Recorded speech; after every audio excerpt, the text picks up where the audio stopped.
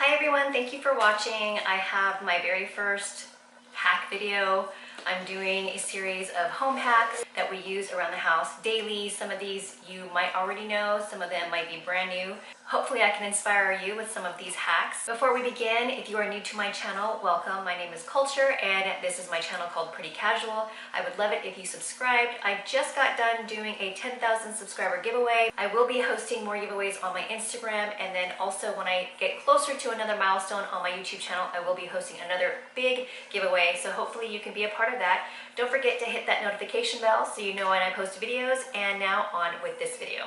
So starting with the first hack, if you have a washer dryer in your house and you know the horror of having to empty out your lint trap, my husband came up with this super cool idea. Instead of having to take out all of the lint, have it all fly all over the place, and then throw it in the trash can, we like to keep our vacuum plugged into the wall in the laundry room.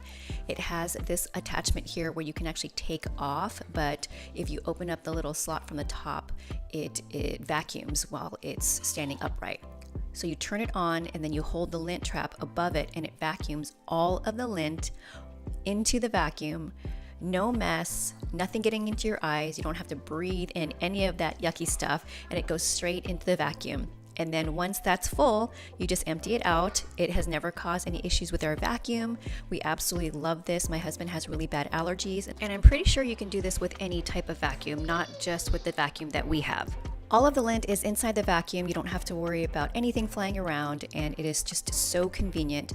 Kudos to my husband for thinking of this. You just put the lint trap back into the dryer and you're all good. So you can reserve your trash can for just your dryer sheets or random things that you found in pockets. Another hack I have is I bought this over the door kind of like drying rack.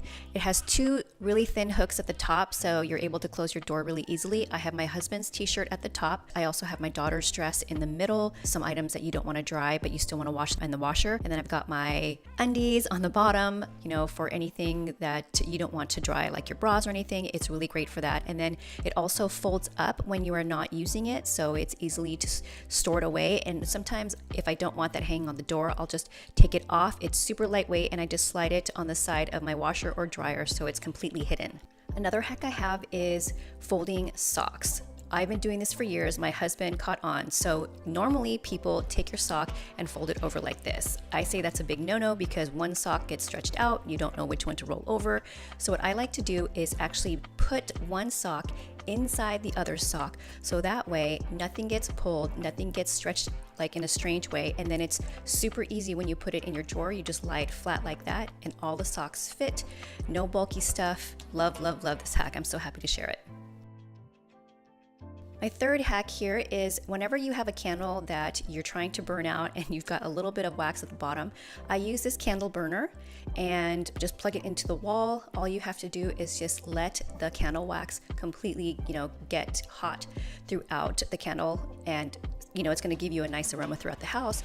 But if it takes a really long time, once it gets down to the bottom, all you have to do is dump it out into the trash can, and then you can go ahead and either reuse your candle jar or you can just recycle it.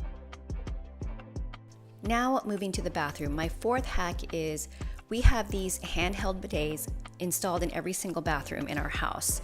It keeps everybody nice and clean, especially the kiddos. With this one, you just slide the little knob in the back to the side. That way you open the valve and then you press the button and it sprays. My husband, I think he either bought this on an Amazon or maybe at Home Depot. I'll find out from him and then leave the link down below or the information.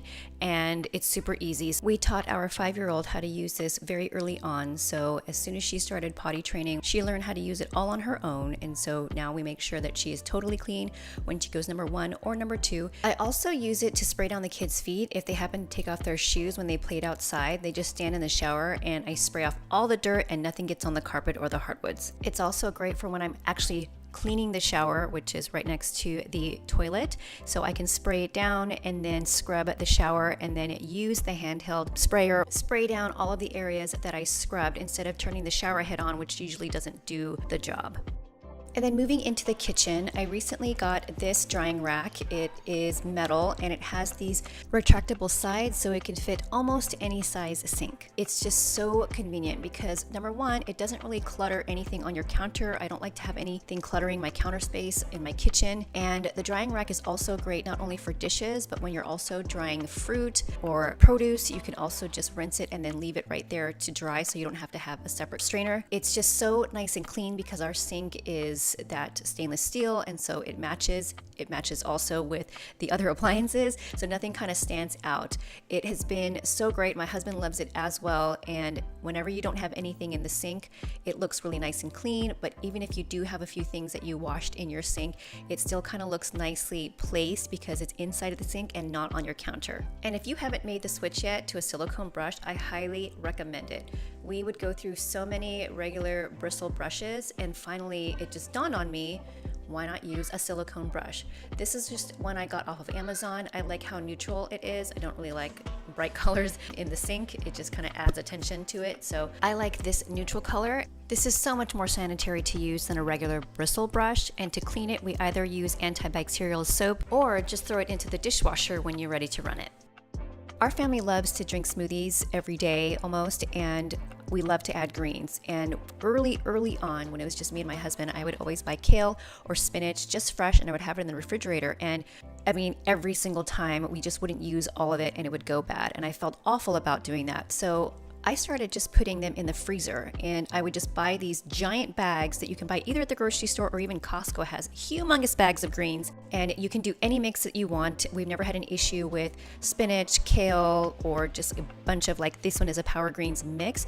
As soon as we buy it, we throw it into the freezer, and then anytime we make smoothies, we take it out. You don't have to thaw it or anything. You put it straight into your smoothie, frozen, and it's amazing. They never go bad because obviously it's frozen. It's going to last much longer, and we've never even had any issues with it. I also use, I know this sounds really weird, but sometimes I'll freeze carrots, but those are the only things I've had frozen as far as vegetables go. So carrots, yes, but greens, most definitely you need to try it so that you don't waste your greens. For a while there, I was opening up jars or cartons of food and not really knowing how long they'd been in the refrigerator open. So what I started doing is writing the date that I opened for in this case, pasta sauce. And so that way I know how much time I need to use the rest of it. So if I made little pizzas for the kids and I ended up using pasta sauce, I go ahead and put the date on it and then make sure within a few days I make some kind of spaghetti or pasta for the family. And don't worry, this jar of pasta sauce is still not in the refrigerator. I recorded this clip back in May.